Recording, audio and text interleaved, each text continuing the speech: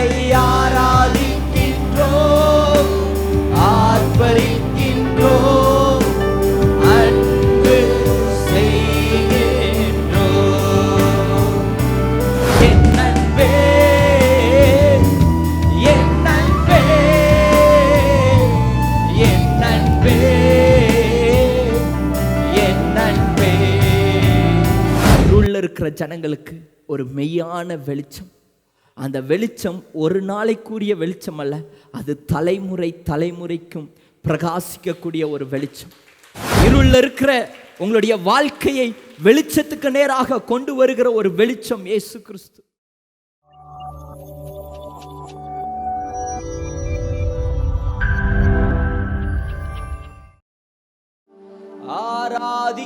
ஆராதிக்கின்றோம், ஆர்ப்பரிக்கின்றோம்,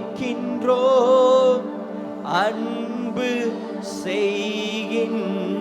கரங்களை உயர்த்தி உம்மை ஆராதிக்கின்றோம், ஆர்ப்பரிக்கின்றோம், அன்பு செய்கின்றோம். மகனாக தெரிந்து கொண்டீர், மறுபடி பிறக்க வைத்தீர். சொல்லுவோமா? என்னை மகனாக தெரிந்து கொண்டீர் அப்பா, மறுபடி பிறக்க வைத்தீர். ராஜாக்களும் நாங்களே, ஆசாரியர்களும் நாங்களே, ராஜாக்களும் விசுவாசத்தோடு ஆண்டவரை பார்த்து ஆசாரியர்களும் நான். இப்ப ரெண்டு கரங்களை அசைத்து உம்மை ஆராதிக்கின்றோம், ஆர்ப்பரிக்கின்றோம். சத்தமா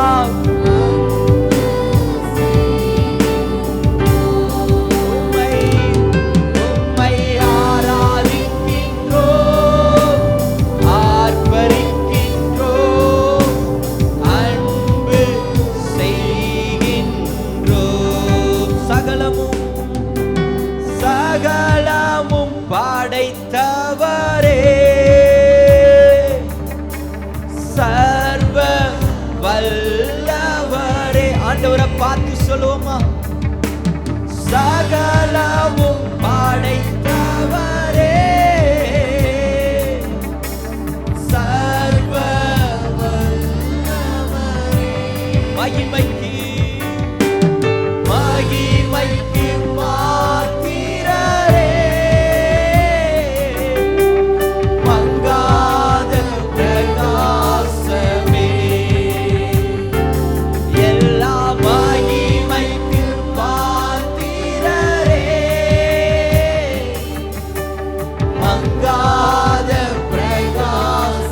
கரங்களா செய்து உம்மை ஆராதிக்கின்றோம், ஆர்ப்பரிக்கின்றோம், அன்பு செய்கின்றோம். உள்ளத்தின் ஆழத்தில் உம்மை ஆராதிக்கின்றோம், ஆர்ப்பரிக்கின்றோம், அன்பு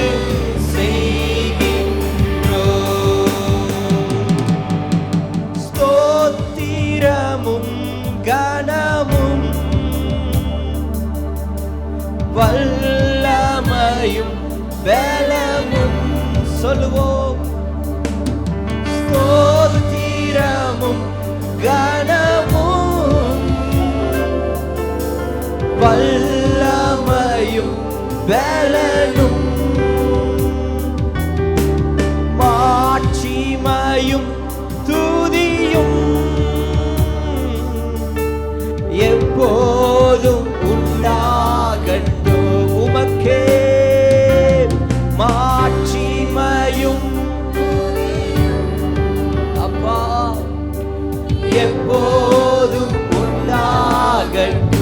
கரங்களா அசைத்து உம்மை ஆராதிக்கின்றோம், ஆர்ப்பரிக்கின்றோம்,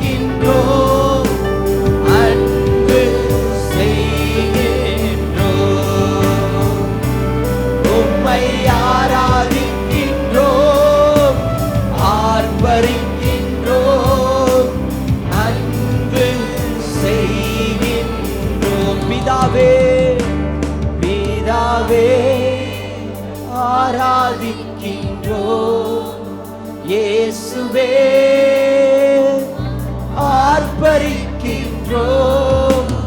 ஆவியானவரே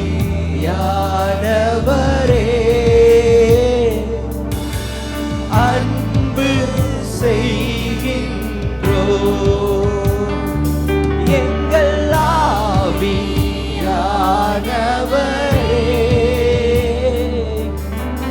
அன்பு செய். கடைசியா 2 கரங்களை உயர்த்தி உம்மை ஆராதிக்கின்றோம், ஆர்ப்பரிக்கின்றோம், அன்பு செய்கின்றோம். உம்மை ஆராதிக்கின்றோம், ஆர்ப்பரிக்கின்றோம், அன்பு செய்கின்றோம். நல்லா கரங்களை தட்டி தேவனை மகிமைப்படுத்துவோமா? உம்மை ஆராதிக்கிறோம், உம்மை ஆர்ப்பரிக்கிறோம், உம்மையே அன்பு செய்கிறோம் அப்பா. லாபா ரகா துடாபா கபா ஷகா தடபலபோ துடாபா ரகா துடாபா கபா ஷதடபலபோ.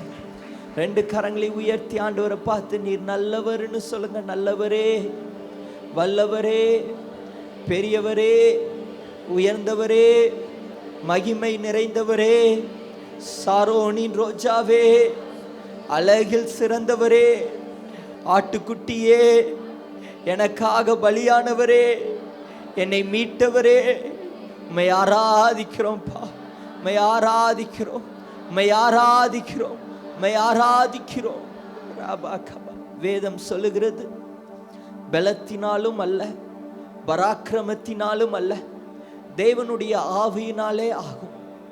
இந்த இடத்துக்கு ஒருவேளை நீங்க வந்திருக்கலாம், முதல் நேரமா நீங்க வந்திருக்கலாம், பல கனவுகள், எதிர்கால திட்டத்தோடு நீங்க வந்திருக்கலாம். நான் இதை சாதிக்க போறேன், நான் இதை செய்ய போறேன், இதெல்லாம் என்னுடைய வாழ்க்கையில நடக்கும்னு பல திட்டங்கள் நீங்க போட்டிருக்கலாம். ஆனா அந்த திட்டமெல்லாம் it's not easy to do. உங்க பலத்தினால அந்த திட்டங்கள், நீங்க போட்ட பிளான்லாம் நடக்குமானா அது அசாத்தியம். உங்ககிட்ட அதுக்கான சோர்ஸ் இல்லை, உங்ககிட்ட அதுக்கான பலன் இல்லை, உங்ககிட்ட அதுக்கான ஆளுகை இல்லை. ஆனா திட்டம் மட்டும் இருக்கு. ஆண்டவர் சொல்றாரு, உன்கிட்ட பலன் இல்லப்பா, உன்கிட்ட பலத்தினாலும் அல்ல, பராக்கிரமத்தினாலும் அல்ல, என்னுடைய ஆவியினாலே அது நடக்கும். நான் உனக்கு முன்பதாக போவேன், கோணலான வழிகளை நான் நேராக்குவேன், கரடு முரடான பாதைகளை நான் சமமாக்குவேன், வெங்கல கதவுகளை நான் உடைப்பேன், இருப்பு தாழ்பால்களை முறிப்பேன். அந்தரங்கத்தில் இருக்கிற நீ போட்ட திட்டங்கள் எல்லாம் நான் கைகூடி வர பண்ணுவேன். இது யாரால சாத்தியம்னா, எந்த மனுஷன் தன்னுடைய ஆசை வாஞ்சை எல்லாம் ஆண்டவரையே சார்ந்து இருக்குதோ அவனுக்கு தான் கர்த்தர் வாய்க்க பண்ணுவார். பொருளை சார்ந்து இருக்கிறவனுக்கு நடக்காது, பணத்தை சார்ந்து இருக்கிறவனுக்கு அது நடக்காது. ஆள்பலத்தை சார்ந்து இருக்கிறவனுக்கு அவனை விட ஆள்பலம் அதிகமா வந்து அந்த காரியம் நடக்க விடாம போயிடும். பணம் இருக்கிறவனுக்கு அவனை விட எவனாவது பணம் கொடுத்து அந்த காரியத்தை அவன் செஞ்சிருவான், அது நடக்காது. ஆனா வேதம் சொல்லுகிறது, தேவனுடைய ஆவியினாலே ஆகும். என்னால செய்யக்கூடாத அதிசயமான காரியங்கள் ஒன்று உண்டோ, நான் சகலமும் செய்ய வல்லமை உள்ளவர். அதின் காலத்தில் ஒவ்வொன்றையும் நேர்த்தியாய் செவ்வையாய் நான் செய்து முடிக்க நான் வல்லமை உள்ளவராயிருக்கிறேன். அது உன் பணத்தினால் அல்ல, உன் பலத்தினால் அல்ல, உன் திறமையினால் அல்ல, என்னுடைய ஆவியினாலே ஆகும். விசுவாசிக்கிறவங்க நல்லா கரங்களை தட்டி, உண்மைப்பா, நீர் எனக்காக தடைகளை உடைப்பி, நீர் எனக்காக வெங்கல கதவுகளை உடைப்பி, நீர் எனக்காக வழிகளை திறப்பி, இது உம்மாலே ஆகும். நான் நினைச்சது என்னால முடியாது, அது உம்மால கூடும். உம்மையே நம்பி இருக்கிறேன். நேற்றைய தினத்துல பாஸ்டர் பிரதாப் ஒரு காரியத்தை சொன்னார். யாக்கோபு ஒரு மனிதனோடு போராடினாரா, எல்லாத்தையும் கையில இரு பரிவாரங்கள் இருக்கு, அநேக ஆசீர்வாதங்கள் இருக்கு, ஆனா அதெல்லாம் வச்சுட்டு அவங்க அண்ணனை பார்க்க போல. ஏன்னா யாக்கோபுக்கு தெரியும், இது எல்லாம் என்னுடையதல்ல, இதெல்லாம் என் மாமனார் லாபானுடையது, இது எனக்கு தேவையில்லை, என்னை நீங்க ஆசீர்வதிக்கணும், என் மாமனார் என்னை ஆசீர்வதிச்சு வச்சிருக்கிறார். ஆனா இதெல்லாம் இல்லப்பா, இது எனக்கு ஒரு நாளும் சந்தோஷத்தை கொடுக்கல. என் மாமனார் கொடுத்த செல்வம், சம்பளம் எதுவுமே எனக்கு சந்தோஷத்தையோ திருப்தியோ கொடுக்கல. ஒரு மனிதனோடு கூட முழுவதும் போராடுகிறார். அந்த மனுஷன் சொல்றான், என்னை விட்டுருப்பா, நான் போறேன், நான் உங்களை விட மாட்டேன், என்னை ஆசீர்வதிக்காம நான் உங்களை விட மாட்டேன், என்னை ஆசீர்வதிக்காம நான் உங்களை விட மாட்டேன்னு பிடிச்சு கதறி அழுது ஜெபம் பண்ணாராம். அநேக நேரத்துல சில பணங்கள் உங்களுக்கு இருக்கலாம், சில ஆட்கள் உங்களுக்கு பேக்ரவுண்டா இருக்கலாம், ஆனா அது நிரந்தரம் அல்ல. யாக்கோபு ஒரு காரியத்தை தெரிந்து கொண்டார். ஆண்டவர் என்ன ஆசீர்வதிச்சாதான் அது மெய்யான ஆசீர்வாதம். ஆண்டவர் என்ன ஆசீர்வதிச்சாதான் அது நிரந்தரமான ஆசீர்வாதம். மற்ற ஆசீர்வாதம் எல்லாம் அது எனக்குரியதல்ல, அது எனக்குரியதல்ல. இவர் என்ன ஆசீர்வதிச்சாதான் இது எனக்குரிய ஆசீர்வாதம். இவர் என்ன பெருக பண்ணுனாதான் இது எனக்குரிய பெருக்கம். காலை பிடிச்சிட்டு விடவே இல்லை. அநேக நேரத்துல ஆண்டவரை விடாம பிடிக்கிற ஒரு சூழ்நிலை வரும். விட்டுறாதீங்க, உங்களை ஆசீர்வதிக்காம அவரை விட்டுறாதீங்க. உங்க உலகத்தை எல்லாம் ஒதுக்கிட்டு, உங்க செல்வத்தை எல்லாம் ஒதுக்கிட்டு, உங்க பிசினஸை எல்லாம் ஒதுக்கிட்டு லீவு போட்டு ஆண்டவருடைய பாதத்துல ஒரு நாள் பிடிச்சு என்னை ஆசீர்வதிங்கன்னு கேளுங்க. அவர் ஆசீர்வதிக்க வல்லமையுள்ளவராய் இருக்கிறார். அவரை பிடிக்காம ஆசீர்வாதம் இல்லை, அவருடைய பாதத்தை பிடிக்காம ஆசீர்வாதம் இல்லை.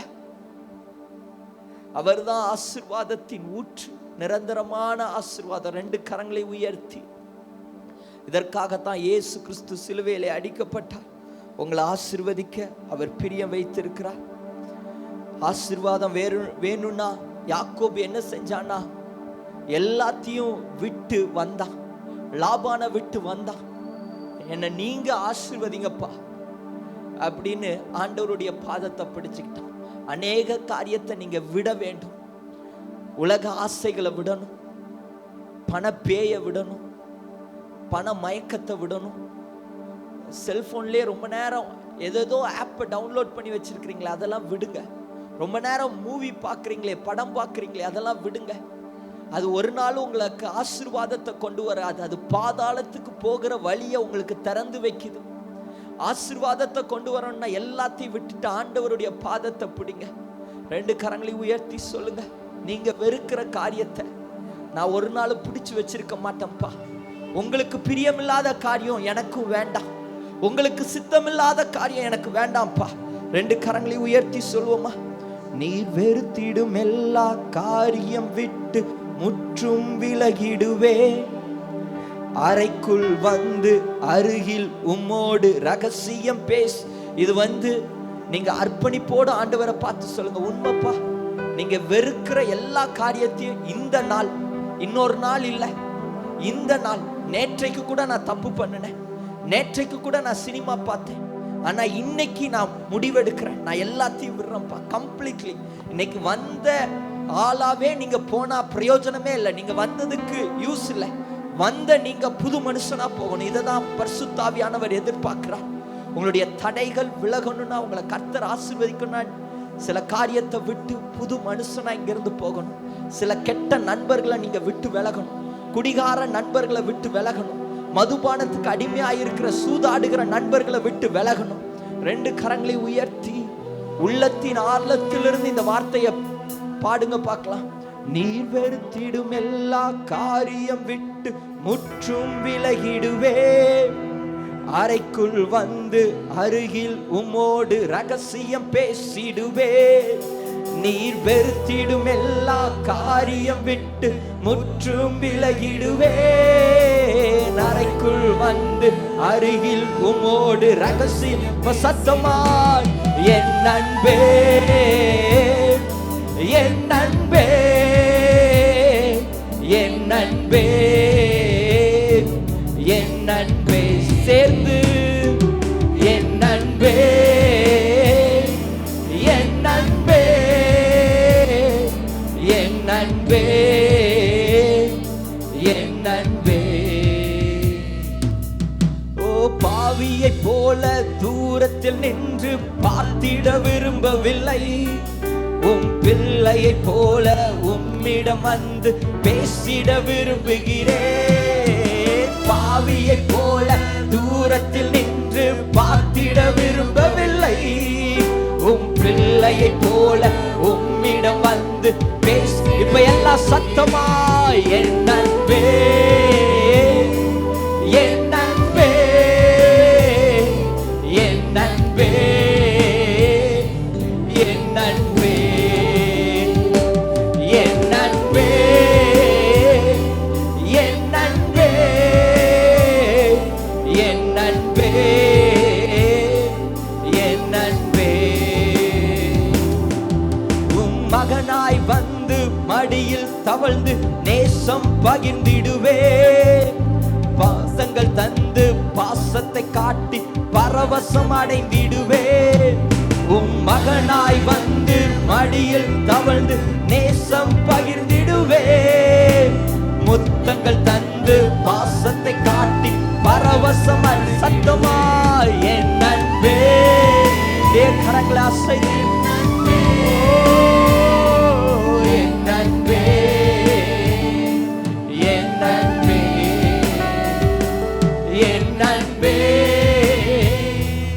என் அன்பே, என் அன்பே, என் அன்பே.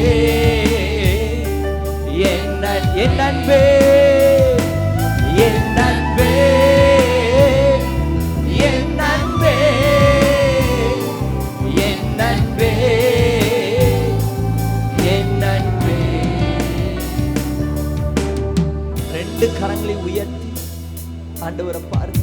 நான் இனி பாவி இல்லப்பா. நான் இந்த நாள்ல தீர்மானம் எடுக்கிறேன். எதெல்லாம் விடணுமோ எல்லாத்தையும் விட்டு உங்க பிள்ளையா நான் வரேன்ப்பா. உங்க பிள்ளையா நான் வரேன்ப்பா. ஆண்டவரை பார்த்து சொல்லுங்க, நான் உங்க பிள்ளை, நான் வந்திருக்கிறேன்ப்பா. உங்க பிள்ளை நான் வந்திருக்கிறேன். நான் கெட்ட குமாரனா இருந்தேன். பாவத்துல வேசிகளின் பின்னாடி உலகத்தின் பின்னாடி நான் போய் கொண்டிருந்தேன்.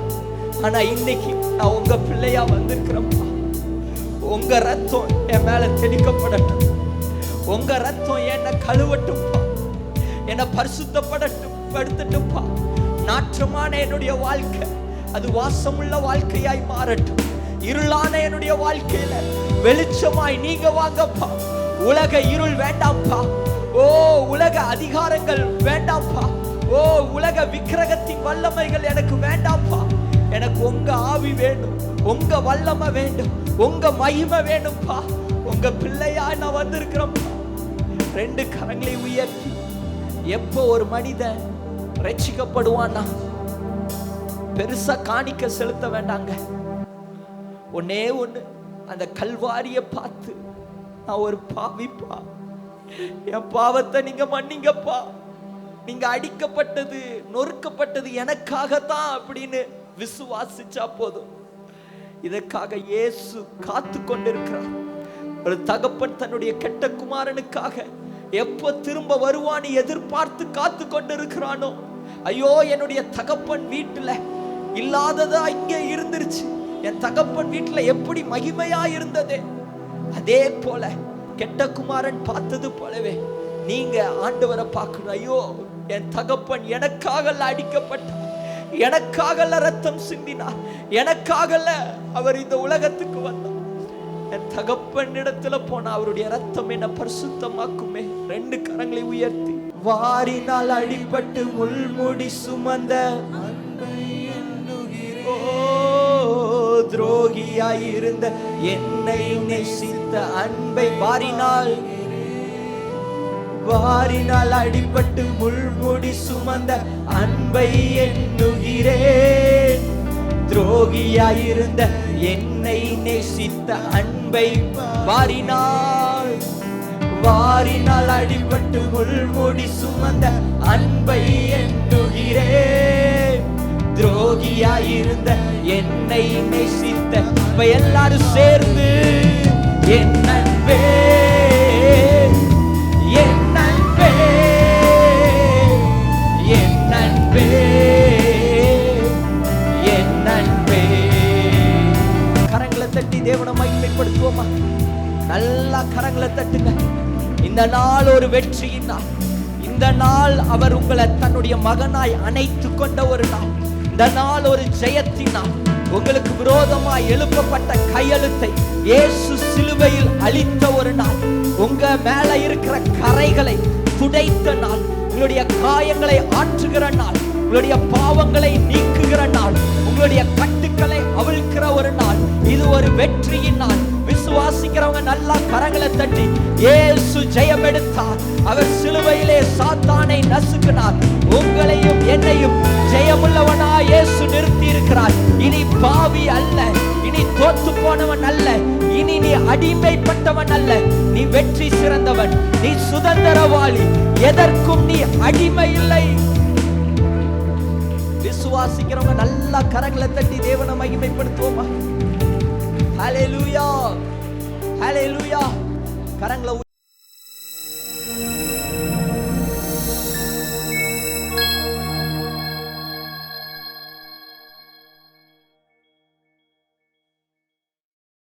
ரெண்டு பேதுரு 1:19. அதிக உறுதியான தீர்க்க தரிசன வசனமும் நமக்கு உண்டு. அழகா எழுதுறாரு. ஒரு உறுதியான, ஒரு நம்பிக்கையான, நடக்கக்கூடிய ஒரு தீர்க்க தரிசன வசனம் நமக்கு உண்டு. பொழுது விடிந்து விடிவெள்ளி உங்கள் இருதயங்களில் உதிக்கும் அளவும் இருளில் உள்ள ஸ்தலத்தில் பிரகாசிக்கிற விளக்கை போன்ற அவ்வசனத்தை கவனித்திருப்பது நலமாயிருக்கும். இருளில் இருக்கிற ஜனங்கள், இருளில் இருக்கிற நேரத்தில், எந்த ஒரு நன்மையையும் பார்க்காத நேரத்தில், துக்கமான நேரத்தில், கண்ணீர் விடுகிற நேரத்தில், கஷ்டமான நேரத்தில், அந்த வசனம் சொல்லுகிறது ஒரு விளக்கு போன்ற வெளிச்சம் பிரகாசிக்குதான். சின்ன ஒரு விளக்கு, ஒரு லைட் பிரகாசிக்குது. அந்த வெளிச்சத்தை நீ கவனிச்சு பாரு. அதை கவனிச்சு பார்க்கும்போது அடுத்து சொல்லப்பட்டிருக்கு, விடிவெளி, ஒரு பெரிய வெளிச்சம் வரும். இந்த சின்ன வெளிச்சம் இது இருளில் உதிக்குது. இதையே நீ கவனிச்சு இருளை பார்க்காம, தோல்வியை பார்க்காம, இந்த வெளிச்சத்தையே பார்த்து, இதுதான் வாக்குத்தத்தம். இந்த வாக்குத்தத்தத்தையே பார்த்து நீ நடக்கும்போது வசனம் சொல்கிறது, பொழுது விடிந்து விடிவெள்ளி உங்கள் இருதயத்தில் உதிக்கும். விடிவெள்ளி உங்கள் இருதயத்தில் உதிக்கும். அப்போ ஒரு பெரிய ஒரு வெளிச்சம் உங்கள் இருதயத்தில் உதிக்கும். ஆதியாகமம் எழுதின புஸ்தகம் 1 அதிகாரம் 1 வசனம் 2வது வசனத்தில், ஆதியாகமம் பைபிள்லே 1 சாப்டர், ஆதியிலே தேவன் வானத்தையும் பூமியும் சிருஷ்டித்தார். 2வது வசனம் சொல்லுகிறது, பூமியானது ஒழுங்கின்மையும் வெறுமையுமாயிருந்தது, ஆழத்தின் மேல் இருள் இருந்தது, தேவ ஆவியானவர் ஜலத்தின் மேல் அசைவாடி கொண்டிருந்தார். ஆண்டவர் வானத்தையும் பூமியும் படைக்கிறார். ஆனால் பூமி எப்படி இருக்குதுன்னா, ஒழுங்கின்மையும் வெறுமையுமா இருந்தது, ஆழத்தின் மேல் இருள் இருந்தது, தேவ ஆவியானவர் ஜலத்தின் மேல் அசைவாடி கொண்டிருந்தார். அது இருளா இருக்கு. பூமியில் எந்த கனிகளும் இல்லை, எந்த பூண்டுகளும் இல்லை, எந்த செடிகளும் இல்லை, மரங்களும் இல்லை. பூமி வெறுமையும் இருளுமா இருக்கு. ஆனால் இந்த இருளான நேரத்தில் ஒரு வார்த்தை சொல்லப்பட்டிருக்கிறது, ஆவியானவர் அசைவாடி கொண்டிருந்தார். பூமியே வெறுமையா இருக்கு, ஆனால் ஆவியானவர் அசைவாடி கொண்டிருந்தார். நானும் சொல்கிறேன், அநேக நேரத்தில் நம்ம துக்கப்படுகிற நேரத்தில், இருளான நேரத்தில், பள்ளத்தாக்கின் வழியாய் நடந்து போகும்போது ஆவியானவர் நம்ம கூடவே இருப்பார். ஆவியானவர் நம்ம கூட அசைவாடி கொண்டே இருப்பார். அநேக சாட்சிகள் எழும்பும். நான் குடிகாரனாக இருந்தேன், ஆனால் வீட்டில் உட்காந்து நான் டிவி பார்த்துட்டு இருந்தேன். அப்போது ஒரு வார்த்தை எனக்குள்ள அந்த டிவியில் வந்தது. உடனே அந்த வார்த்தை எனக்குள்ள கிரியை செய்ய ஆரம்பித்தது. நான் இயேசுவை ரட்சகராக ஏற்றுக்கொண்டேன்.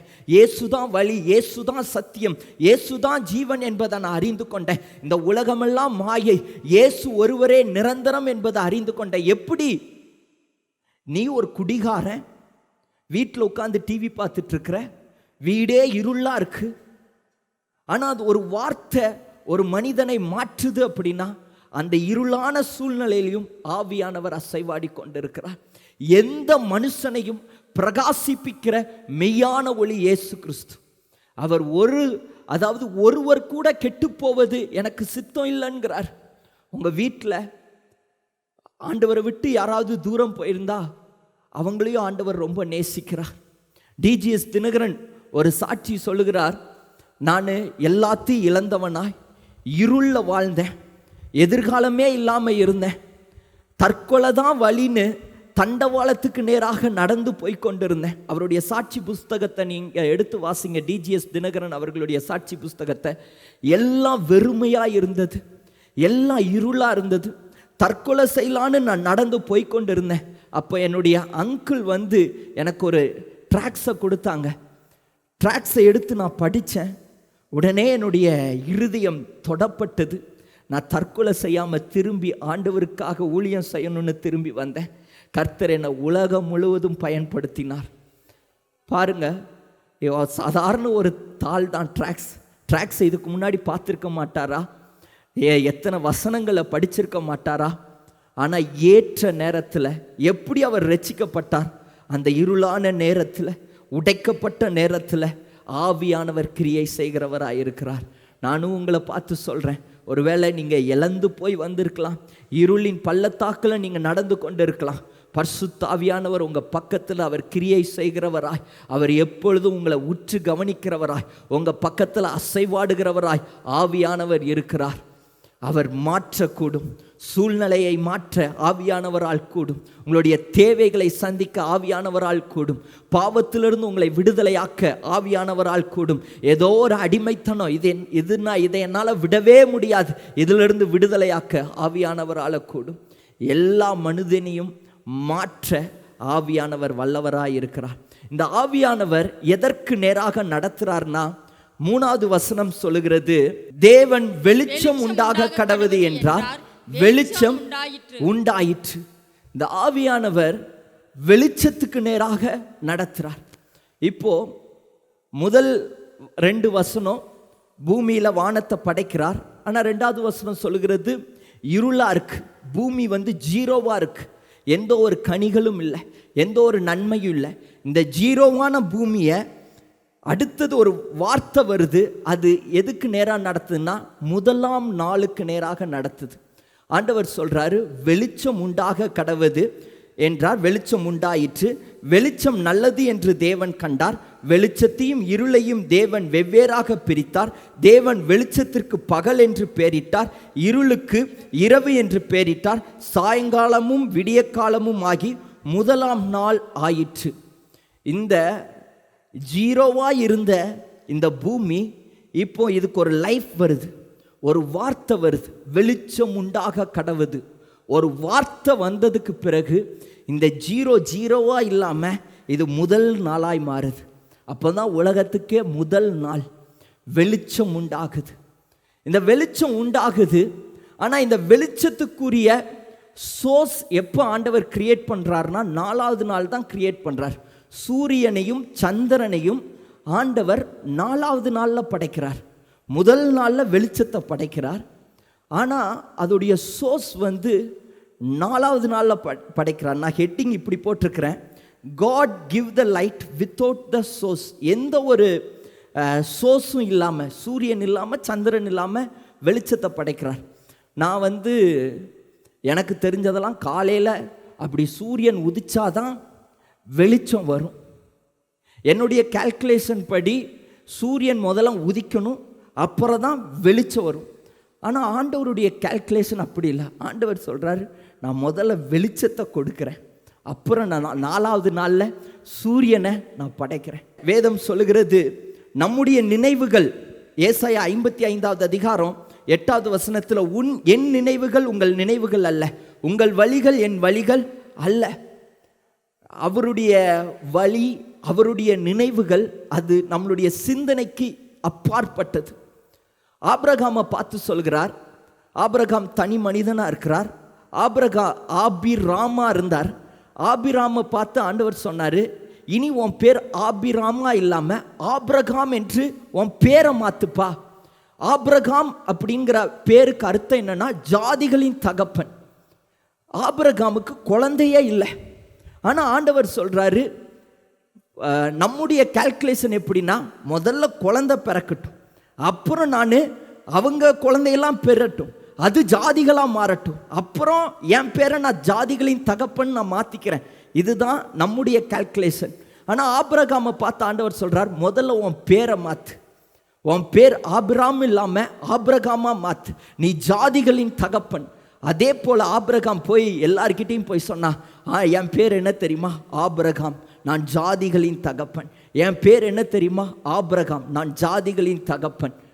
ஆனா ஆபிரகாமுக்கு குழந்தையே இல்லை, குழந்தையே பிறக்கல.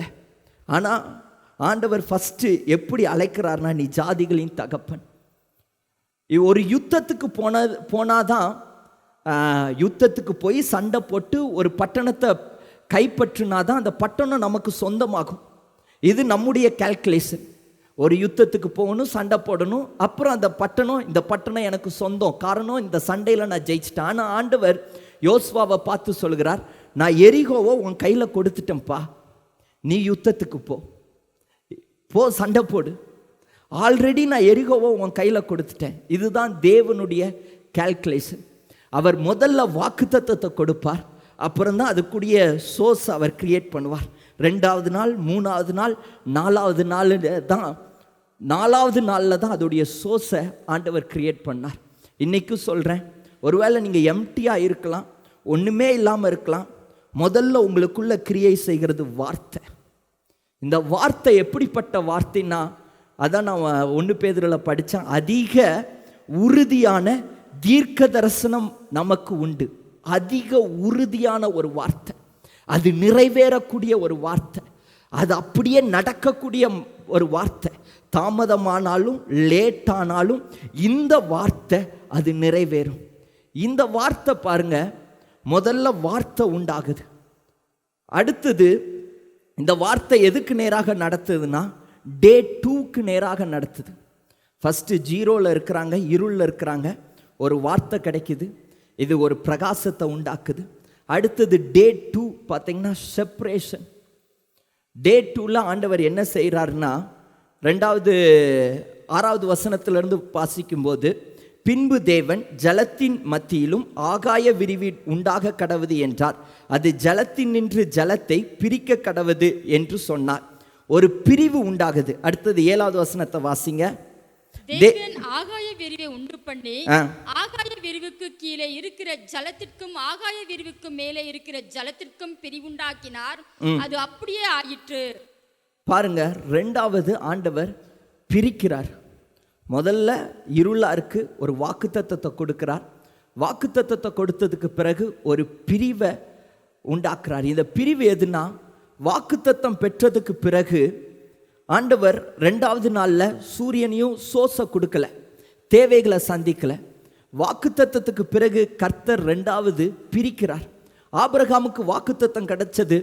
ஆபிரகாமை பார்த்து சொல்கிறார், ஆதியாகமம் 12வது அதிகாரத்தில், நான் உன்னை பெரிய ஜாதியாக்குவேன்ப்பா, உன்னுடைய பேரை பெருமைப்படுத்துவேன். ஆனால் ஆண்டவர் முதல்ல என்ன சொன்னார்னா, நான் இதெல்லாம் பண்ணுவேன், நீ முதல்ல என்ன பண்ணு, உன் வீட்டையும், அந்த முதல் வசனத்தை வாசிங்க. கர்த்தர் ஆபிரகாமை நோக்கி, நீ உன் தேசத்தையும் உன் இனத்தையும் உன் தகப்பனுடைய வீட்டையும் விட்டு புறப்பட்டு நான் உனக்கு காண்பிக்கும் தேசத்திற்கு போ. செப்பரேட் பண்றார், பிரிக்கிறார். இருள்ல இருக்கிறான், ஒண்ணுமே இல்லாம இருக்கிறான். ஒரு வாக்குத்தத்தம் வருது. வாக்குத்தத்தத்துக்கு பிறகு ஆண்டவர் செப்பரேட் பண்றார். நம்மளுடைய லைஃப்ல அநேக நேரத்தில் ஒரு வாக்குத்தத்தம் வந்ததும் அடுத்தது என்ன நினைப்போம்னா, சோர்ஸ், அதுக்குரிய சோர்ஸ் கிடைச்சிரும் அப்படி தான் நினைப்போம். ஆனால் ஆண்டவருடைய கால்குலேஷன் படி அடுத்தது ஆண்டவர் பிரிப்பார். ஒருவேளை வாக்குத்தத்தம் கிடைச்சதுக்கு பிறகு ஆண்டவர் சொல்வார், உன் பழைய ஃப்ரெண்ட்ஸையெல்லாம் விட்டு நீ விலகு, முதல்ல நீ மொபைலை யூஸ் பண்ணுறதை நிறுத்து, உனக்கு இருக்கிற அன்வான்டான ஆப்ஸ் எல்லாம் டெலீட் பண்ணு, செப்பரேட் பண்ணு, நீ உனக்கு நீயே தனிமைப்படுத்திக்கோ. ஆபிரகாமை ஆண்டவர் ஆசீர்வதிப்பதற்கு முன்பதாக, சோர்ஸ் கொடுப்பதற்கு முன்பதாக, கானான் தேசத்தை கொடுப்பதற்கு முன்பதாக பிரிக்கிறார். யாக்கோபு பார்த்தீங்கன்னா அப்பா அம்மா வீட்டில் இருக்கிறாரு, மாமா வீட்டுக்கு ஓடி போகிறார், லாபான் வீட்டுக்கு 14 வருஷம் அங்கே உழைக்கிறாரு. ஆனால் அப்போல்லாம் கிடைக்காத ஆசீர்வாதத்தை எப்போ மாமா வீட்டை விட்டு பிரிந்து யாக்கோபு வந்தாரோ, ஒரு மனிதனை பார்க்குறாரு, முழுவதும் அந்த மனிதனோடு கூட போராடுகிறாரு. அந்த மனிதனை பார்த்து காலை பிடிச்சிட்டு சொல்கிறாரு, என்ன ஆசீர்வதித்தால் ஒழிய நான் உம்மை விடமாட்டேன் அப்படின்னு காலை பிடிச்சு கதறி அழுது ஜெபிக்கிறார். எனக்கு இனி இவங்க வேண்டாம், எனக்கு கிடைச்ச இரு பரிவாரங்களையும் முன்னாடி அனுப்பிட்டு இனி நானும் நீங்க தான், எனக்கு நீங்க தான் வேணும்னு பிடிச்சி காலை பிடிச்சு, அந்த மனுஷன் என்னை போக விடுப்பா பொழுது விடியுதுன்னு சொன்னாலும் என்னை ஆசீர்வதிக்காம நான் உம்மை போக விட மாட்டேன்னு என்னைக்கு யாக்கோபு எல்லாத்தையும் விட்டுட்டு ஆண்டவரையே உறுதியாய் பிடிச்சானோ அப்பந்தான் யாக்கோபை தேவன் ஆசீர்வதித்தார். நானும் சொல்றேன், சில காரியத்தை நீங்க விடாம உங்களை தேவன் ஆசீர்வதிக்கவே மாட்டார். உங்களுக்கு கொடுத்த வாக்குத்தத்தம் அது எப்போ நிறைவேறும்னா சில காரியத்தை நீங்க விடணும். விட்டா கர்த்தர் சில காரியத்தில் ஆசீர்வாதத்தை தருவார், நிறைவேற்றுவார். மூன்றாவது பாருங்க, முதல் நாள் அவர் வாக்குத்தத்தத்தை கொடுக்கிறார், ஒரு வெளிச்சம் வருது. ரெண்டாவது அவர் எல்லாத்திலிருந்தும் பிரிக்கிறார். மூன்றாவது அவர் ஃபார்ம் பண்றார். ஆண்டவர் இந்த உலகத்தில் மூணாவது நாள் என்ன செஞ்சார்னா புல்லு பூண்டு மரங்கள் இதையெல்லாம் விளையச் செய்கிறார். இதோடைய வேர்கள்லாம் அடியில ஆழமா போகுது. அந்த வசனத்தை வாசிங்க. அப்பொழுது தேவன் பூமியானது புல்லையும் விதையை பிறப்பிக்கும் பூண்டுகளையும் பூமியின் மேல் தங்கள் விதையை உடைய கனிகளை தங்கள் தங்கள் ஜாதியின் படியே கொடுக்கும் கனிவிருச்சங்களையும் முளைப்பிக்க கடவுது என்றார். அது அப்படியே ஆயிற்று. பாருங்க, மூணாவது நாள்லையும் ஆண்டவர் சோர்ஸ் கொடுக்கல, சூரியனையும் சந்திரனையும் படைக்கல. முதல் நாள்ல வெளிச்சத்தை படைச்சார். ரெண்டாவது அதை பிரிக்கிறார். ஜலத்திலிருந்து மேலே ஒரு ஜலத்தை பிரிக்கிறார், கீழே ஒரு ஜலத்தை பிரிக்கிறார், மேலே இருக்கிற ஜலத்துக்கு வானம்னு பேரிடுகிறார். மூன்றாவது நாள் ஆண்டவர் ஃபவுண்டேஷன் போடுறார், அஸ்திபாரப்படுத்துகிறார். நான் சொல்கிறேன், அஸ்திபாரம் இல்லாமல் ஆசீர்வாதத்துக்குள்ளே பிரவேசிக்கவே முடியாது. இந்த அஸ்திபாரம் என்னன்னா, இதுதான் கர்த்தர் உங்களுக்கு கற்றுக்கொள்ளுகிற ஒரு காரியம். மூணாவது நாள் விதைகளை போடுறாராம். இந்த விதைகள்லாம் வேறுண்டு வளருதான், அது மரமாய் மாறுதான், பூண்டுகளை விதைய செய்கிறார். இந்த விதைகள் தான் அஸ்திபாரம். அநேக நேரத்தில் சில பிரச்சனைகள் போராட்டங்கள் வரும்போது நம்ம ஆண்டவரை பார்த்து கேட்குறோம், ஆண்டவரே ஏன் இந்த போராட்டம்ப்பா, ஏன் இந்த பிரச்சனை? இப்படி கேட்கறதுக்கு பதிலாக ஆண்டவர்கிட்ட நம்ம கேட்கணும், என்ன இதிலிருந்து எனக்கு கற்றுக்கொள்ள என்ன நீங்கள் கற்றுக் கொடுக்குறீங்க? இந்த பிரச்சனை தான், இந்த போராட்டம் தான், இதில் என்ன எனக்கு கற்றுத்தரீங்க? என்ன கனிகள் எனக்குள்ள வளருது? அன்பு வளருதா? சமாதானம் வளருதா? இச்சை அடக்கம் வளருதா? நீடிய பொறுமை வளருதா? சாந்தம் வளருதா? எந்த கனிகள் எனக்குள்ள வளருதுப்பா? இதை நீங்கள் யோசிக்கும்போது உங்களுடைய அஸ்திபாரம் அது ஸ்ட்ராங்காக இருக்கும். மூணாவது ஆண்டவர் அஸ்திபாரத்தை போடுகிறார். இந்த அஸ்திபாரம் ஸ்ட்ராங்காக இல்லைன்னா சின்ன ஒரு மழை வந்தாலும் நீங்கள் இடிஞ்சு விழுந்துருவீங்க. உலகத்தானுக்கு எல்லாமே இருக்கும், எல்லாமே இருக்கிற உயர்ந்த மனிதர்கள், பெரிய பெரிய டாக்டர்ஸ், அவங்களுக்கு இல்லாத பணங்கள் இல்லை, அவங்களுக்கு இல்லாத சொத்துக்கள் இல்லை. ஆனால் எல்லாமே இருந்து அவங்க என்ன பண்ணுவாங்கன்னா, முதல்ல சரியான அஸ்திபாரம் இல்லாததுனால ஒரேடியாக விழுந்துருவாங்க. கடைசியில் எப்படி ஆயிடுவாங்கன்னா ஜீரோக்கு வந்துடுவாங்க. ஆனால் நம்மளை கர்த்தர் அப்படி விட மாட்டார். ஜீரோலேருந்து நமக்கு வார்த்தையை கொடுத்து, வார்த்தையிலிருந்து உலகத்திலிருந்து நம்மளை பிரித்து, உலகத்திலிருந்து பிரித்தது மாத்திரமல்ல, நல்ல நிலையான ஒரு அஸ்திபாரத்தை கொடுத்து, அஸ்திபாரத்தை கொடுத்தது மாத்திரமல்ல, நம்மை சுதந்தரிக்கவும் தேவன் உதவி செய்வார். ஹல்லேலூயா. இதுதான் நம்மளுடைய கிறிஸ்தவ வாழ்க்கை. எப்படி ஆண்டவர் வானத்தையும் பூமியும் படைச்சாரோ அதே போல தான் ஒவ்வொரு மனிதனையும் கர்த்தர் ஸ்டெப் பை ஸ்டெப்பாக ஒவ்வொரு காரியத்தையும் செய்கிறார். நாலாவது நாள் ஆண்டவர் என்ன பண்ணார்னா, இப்போ தான் சோர்ஸை படைக்கிறார். சூரியனையும் சந்திரனையும் படைத்து அது கரெக்டாக அந்தந்த நேரங்களையும் காலங்களையும் ஆண்டவர் உண்டாக்குகிறார். சமயங்களையும் டைமையும் ஆண்டவர் படைக்கிறார். பாருங்க, நான் ஈஸியாக உங்களுக்கு சொல்ல விரும்புகிறேன். முதலாவது யோசேப்புடைய வாழ்க்கையில், யோசேப்பு பார்த்திங்கன்னா அப்பா வீட்டில் இருக்கிறார், ஒன்றுமே இல்லாமல் இருக்கிறார். ஆனால் யோசேப்புடைய வாழ்க்கையில் ஒரு தரிசனம் வருது, ஒரு திட்டம் வருது, ஒரு கனவு வருது, எல்லாரும் வணங்குற மாதிரி. இந்த கனவு எப்போ நடக்க வேண்டியதுன்னா, நாலாவது நாளில் நடக்க வேண்டிய கனவு. ஆனால் முதல் நாள்லேயே கனவு மட்டும் வருது, வார்த்தை மட்டும் கிடைக்குது. இந்த கனவு அண்ணன்மார்கிட்ட அப்பா கிட்ட எல்லாத்துக்கிட்டையும் சொல்கிறாங்க. இந்த கனவுக்கு அடுத்தது உடனே அண்ணன்மார்க இவனை வணங்கலை, அப்பா இவனை வணங்கலை, எல்லாரும் இவனுக்கு முன்பதாக நிற்கல. அடுத்தது ஆண்டவர் என்ன செஞ்சார்னா, எல்லார்கிட்ட இருந்து இவனை பிரித்தார். இவன் உயர்ந்த வஸ்திரம் போட்டிருந்தான், பலவர்ண அங்கியை உடுத்தியிருந்தான். அத்தனையும் உருவிட்டு இவனை பிரித்து செப்பரேட் பண்ணுறார். அப்பா கிட்டேருந்து, அண்ணங்கிட்டேருந்து, எல்லாத்துக்கிட்டேருந்து ஆண்டவர் செப்பரேட் பண்ணுறார். செப்பரேட் பண்ணது மாத்திரமல்ல, அடுத்தது 3வது நாளுக்குள்ளே போகிறார். அதுதான் சிறைச்சாலையில் கைதிகளோடு கூட கைதியாக இருக்கிறார். அநேக உபத்திரவங்கள். இஸ்மவேலருக்கு விற்கப்பட்டார், இஸ்மவேலர்களிலிருந்து எகிப்தியருக்கு விற்கப்படுகிறார். போத்திபார் வீட்டில் இருக்கிறார். போத்திபார் வீட்டில் இருந்து சிறைச்சாலையில் வராரு. சிறைச்சாலையில் இவருடைய விதைகள் விதைக்கப்படுகிறது. அங்கே இருக்கிற ஆட்களுக்கு தரிசனத்துக்கு சொப்பனத்துக்கு அர்த்தம் சொல்கிறார். ஒருத்தனை பார்த்து சொல்கிறார், உன்னுடைய மரண நாள் வந்துருச்சு, ராஜா உன்னை மரணத்துக்கு ஒப்பு கொடுக்க போகிறார். இன்னொருத்தனை பார்த்து சொல்கிறார், நீ மறுபடியும் நீ மறுபடியும் உன்னுடைய வேலைக்கு நீ திரும்புவ, மறுபடியும் ராஜாவுக்கு நீ பானபாத்திரக்காரனாக இருப்ப அப்படின்னு சொப்பனத்துக்கு பதில் சொல்கிறார்.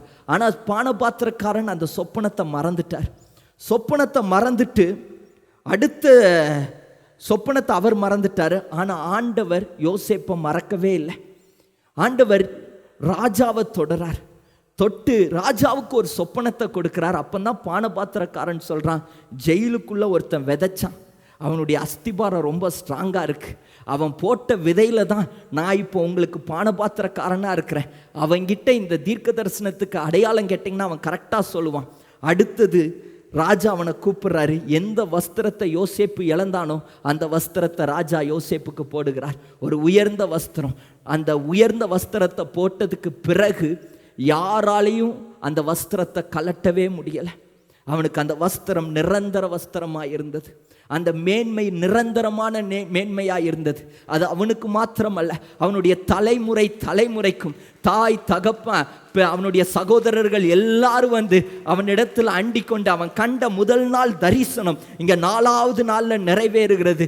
எல்லாரும் வந்தாங்க. எல்லாருக்கும் அவன் அடைக்கலம் கொடுத்தார். அவனுடைய பேர் பெருமைப்படுத்தது. அவனுடைய அஸ்திபாரம், அவனுடைய பேர் புகழ்ச்சி அது நிலையாய் தலைமுறையாய் இருந்தது. இதுதான் கர்த்தருடைய ஆசீர்வாதம். ஆண்டவர் உங்களுக்கு கொடுத்த வாக்குத்தத்தம் ஒரே நாளில் நிறைவேறாது. அவர் அநேக காரியத்திலிருந்து உங்களை முதல்ல பிரிப்பார். பிரிக்காம ஆண்டவர் ஆசீர்வதிக்க மாட்டார். எகிப்து ஜனங்களுக்கு ஆண்டவர் வாக்குத்தத்தம் கொடுக்கிறாரு. நான் கானானுக்குள்ள உங்களை, இஸ்ரவேல் ஜனங்கள் 400 வருடம் எகிப்துக்குள்ள இருக்கிறாங்க. அப்போ ஆண்டவர் வாக்குத்தத்தம் கொடுக்கிறார். நான் கானானுக்குள்ள நீங்க போவீங்கன்னு சொல்றாங்க. அந்த வாக்குத்தத்தம் முதல் நாளில் வந்தது. அடுத்தது 2வது நாள் எகிப்திலிருந்து ஆண்டவர் அவங்கள பிரிக்கிறார். இஸ்ரவேல் ஜனங்கள் கூட சொன்னாங்க, எகிப்தில் ஆகாரமெல்லாம் நல்லா இருக்கே, ஆனால் நல்லா இருந்தாலும் அவங்கள பிரிக்கிறார். உனக்கு இந்த ஆகாரம் வேண்டாம், நான் உனக்கு மன்னாவை தரேன், நீ வா. பிரித்தது மாத்திரமல்ல, 3வது நாள் வனாந்தரத்தில் அவங்கள நடத்துகிறார். இந்த வனாந்தரத்தில் இஸ்ரவேல் ஜனங்கள் அநேக காரியத்தை கற்றுக்கொண்டாங்க. செங்கடல் அவங்களுக்காக 2ஆய் பிளக்குது. வானத்திலிருந்து மண்ணா விழுகுது, காடைகள் வருது. அதனால தான் இந்த வனாந்தரத்தில் இஸ்ரவேல் ஜனங்களை நடத்தினதை பார்த்து எரிகோவுடைய ராஜாக்களே பயந்தார்.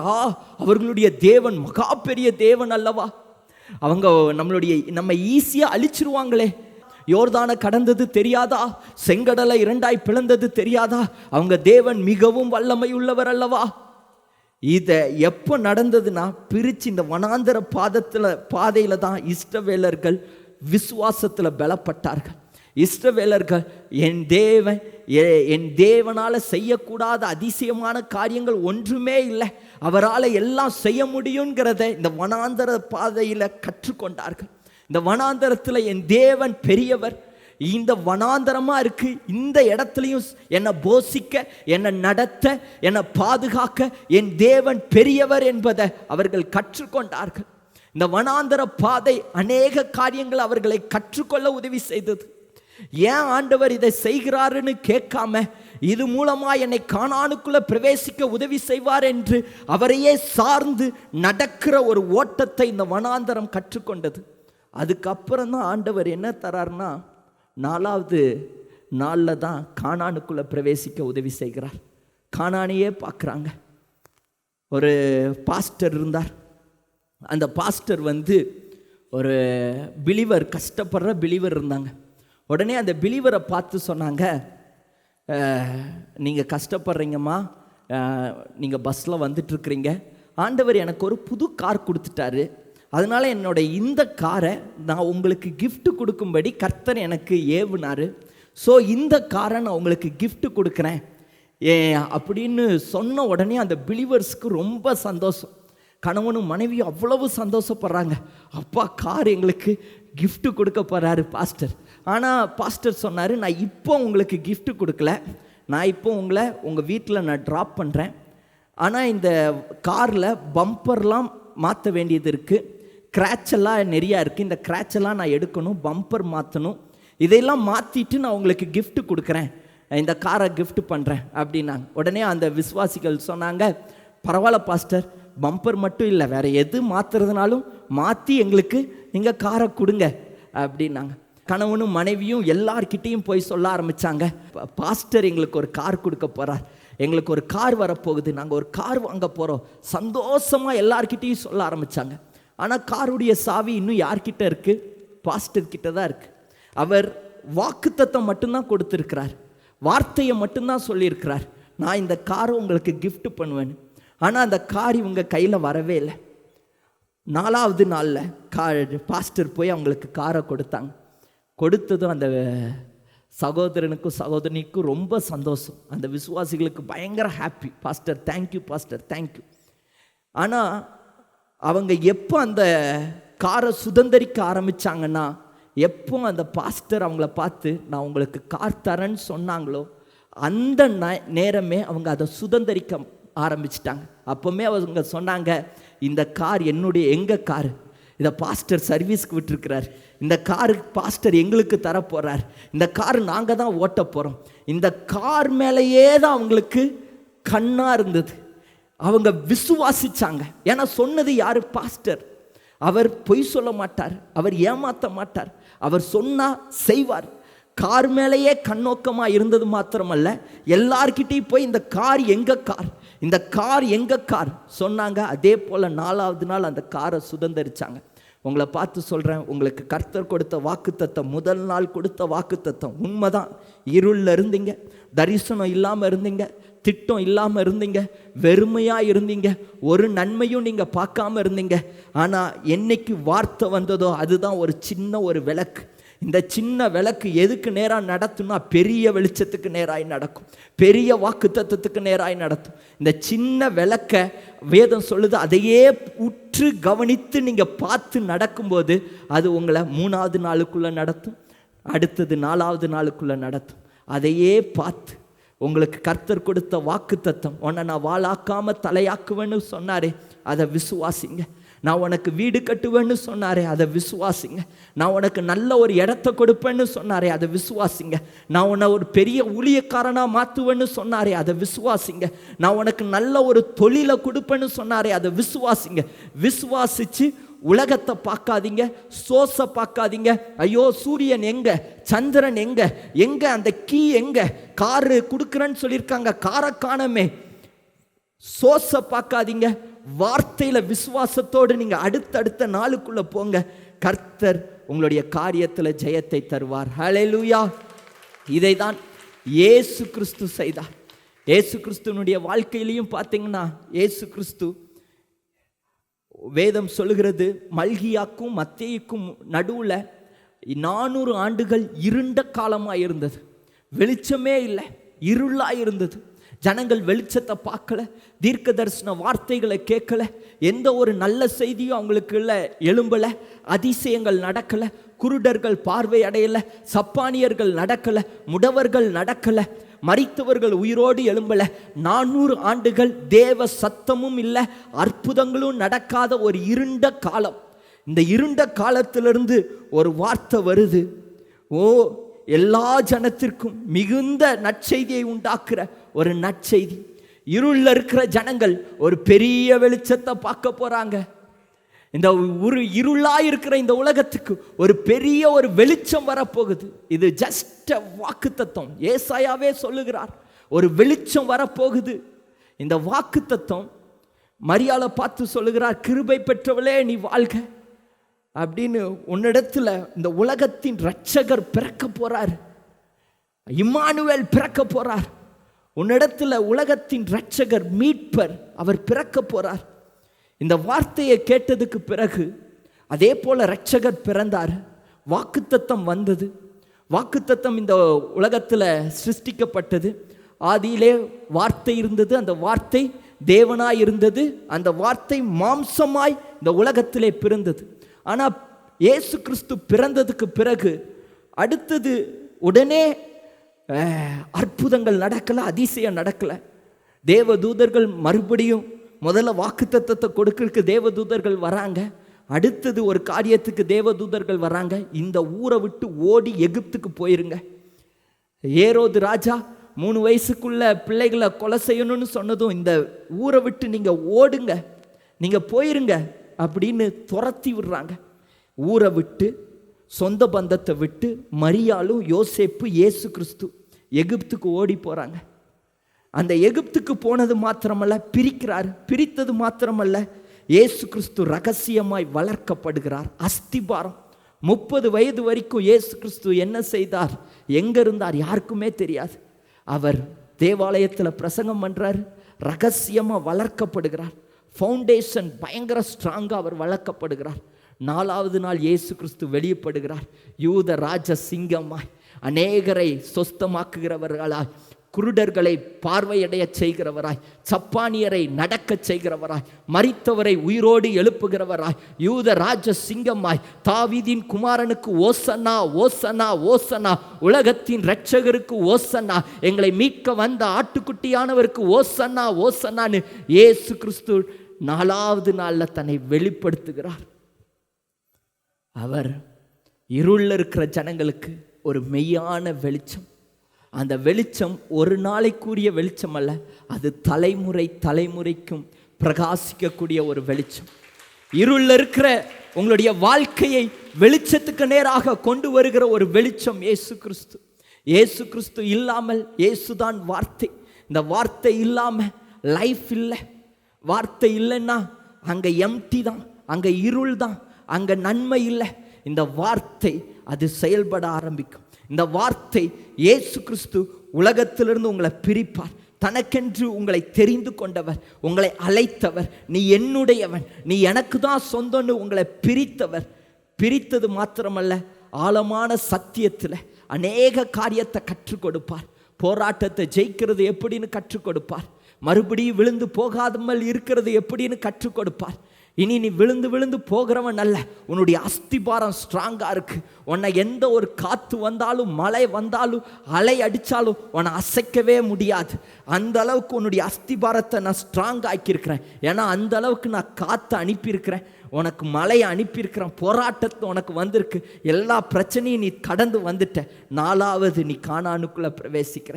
நான் உன்னை ஆசீர்வதிக்கிறேன். உன்னுடைய வாக்குத்தத்தம் நிறைவேறுகிறது. இப்படி கர்த்தர் உங்களுடைய வாக்குத்தத்தத்தை நிறைவேற்றுகிறார். விசுவாசிக்கிறவங்க எல்லாரும் எந்திரிச்சு நில்லுங்க. இதற்காகத்தான் இயேசு கிறிஸ்து சிலுவையிலே அடிக்கப்பட்டார்.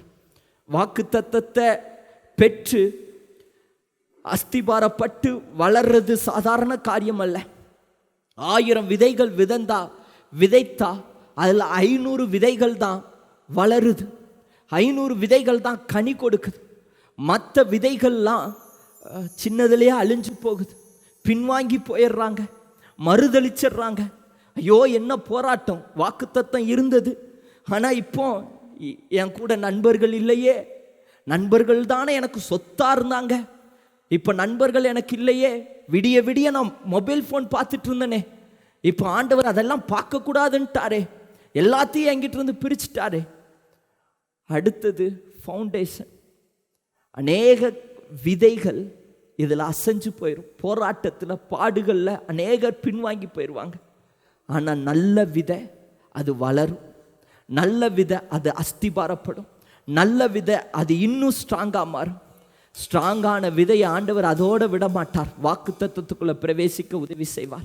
வாக்கு தத்தத்தை பார்க்க ஆண்டவர் உதவி செய்வார். இன்னைக்கு வந்த நீங்கள், உங்களுக்கு வைத்திருக்கிற தரிசனம், உங்களுக்கு கர்த்தர் கொடுத்த வாக்கு தத்தத்தை நீங்கள் பெற்றுக்கொள்ளணும். அதை பெற்றுக்கொள்ள ஒரே ஒரு வழி இயேசு கிறிஸ்து தான். அவரை விசுவாசிக்கிறவனை அடுத்தடுத்த நாளுக்குள்ளாக ஆண்டவர் கொண்டு போவார். அவரை விசுவாசிக்கிறவங்களை கர்த்தர் ஆசீர்வதிப்பார். 2 கரங்களை உயர்த்தி அப்பா என் பாவத்துக்காக நான் இருளாக இருந்தேன்ப்பா, முகவரியே இல்லாமல் இருந்தேன், என் வாழ்க்கையில் நான் என்ன செய்யணும்னு தெரியாமல் இருந்தேன், தற்கொலை பண்ணால் நல்லதுன்னு ஒரு காலத்தில் நான் நினச்சேன், இந்த வாழ்க்கை வாழ்கிறதுக்கு வாழாமல் இருக்கலான்னு நினச்சேன். ஆனால் எனக்குள்ள ஒரு வார்த்தை வந்ததே, ஒரு சின்ன ஒரு வெளிச்சமாய் எனக்குள்ள நீங்கள் பிறந்தீங்களேப்பா, இந்த வெளிச்சம் இன்னைக்கு கனி கொடுக்க வச்சிருக்கிறீங்களே, உமக்கு நன்றி. 2 கரங்களை உயர்த்தி இந்த இடத்துல நீங்கள் வந்ததுக்கு காரணம், அவர் உங்களுக்காக சிலுவையிலே அடிக்கப்பட்டிருக்கிறார். அன்பார்ந்தவர்களே, ஒவ்வொரு ஞாயிற்றுக்கிழமையும் ஏராளமான ஜனங்கள் நமது ஆலயத்திற்கு வந்து விடுதலை, சுகம், ஆசிர்வாதம் மற்றும் சமாதானம் பெற்று செல்கின்றனர். நமது சபையின் ஆராதனை நேரங்கள்: ஒவ்வொரு ஞாயிற்றுக்கிழமை தோறும் முதலாம் ஆராதனை அதிகாலை 5 மணிக்கும், 2ஆம் ஆராதனை காலை 7 மணிக்கும், 3ஆம் ஆராதனை காலை 9 மணிக்கும், 4ஆம் ஆராதனை மாலை 6:30 மணிக்கும் நடைபெறும். முதல் 3 ஆராதனைகளையும் நீங்கள் நேரடியாக சபையின் யூடியூப் வலைதளத்தில் உள்ள IPHH கிணத்துக்கடவு சேனலில் உலகத்தின் அனைத்து பகுதிகளிலும் இருந்து பார்த்து பயனடையலாம். சிறுவர்களுக்கான ஓய்வு நாள் பள்ளி முதலாம் ஆராதனையில் காலை 6 மணிக்கும், 2ஆம் ஆராதனையில் காலை 8 மணிக்கும், 3ஆம் ஆராதனையில் காலை 10 மணிக்கும் நடைபெறும். வாலிபர் கூடுகை: ஒவ்வொரு மாதமும் முதல் ஞாயிற்றுக்கிழமை அன்று காலை 9 மணிக்கு வாலிபர்களுக்கான விசேஷித்த கூடுகை நடைபெறும். எண்ணெய் பூசி சுகமளிக்கும் வாக்குத்தத்த ஆராதனை ஒவ்வொரு மாதத்தின் 1ஆம் தேதி அதிகாலை 5 மணிக்கும் காலை 10 மணிக்கும் நடைபெறும். கட்டுகளை அவிழ்க்கும் உபவாச ஜெபம் ஒவ்வொரு மாதமும் 3ஆம் வெள்ளிக்கிழமை காலை 10 மணிக்கு நடைபெறும். இதில் ஒவ்வொருவருக்காக தனிப்பட்ட முறையில் பிரார்த்தனை ஏறெடுக்கப்படும். விடுதலை உபவாச ஜெபம் ஒவ்வொரு மாதமும் கடைசி சனிக்கிழமை அன்று காலை 10 மணிக்கு நம் தேசத்திற்காக பாரத்தோடு ஜெபங்கள் ஏறெடுக்கப்படும். ஒவ்வொரு வியாழக்கிழமை தோறும் ஆண்களுக்கான ஜெப கூடுகை புதிய ஆலயத்திலும், பெண்களுக்கான ஜெப கூடுகை பழைய ஆலயத்திலும் மாலை 7 மணிக்கு நடைபெறும். ஒவ்வொரு புதன்கிழமை அன்றும் வாலிப சகோதரர்களுக்கான ஜெப கூடுகை மாலை 7 மணிக்கு நடைபெறும்.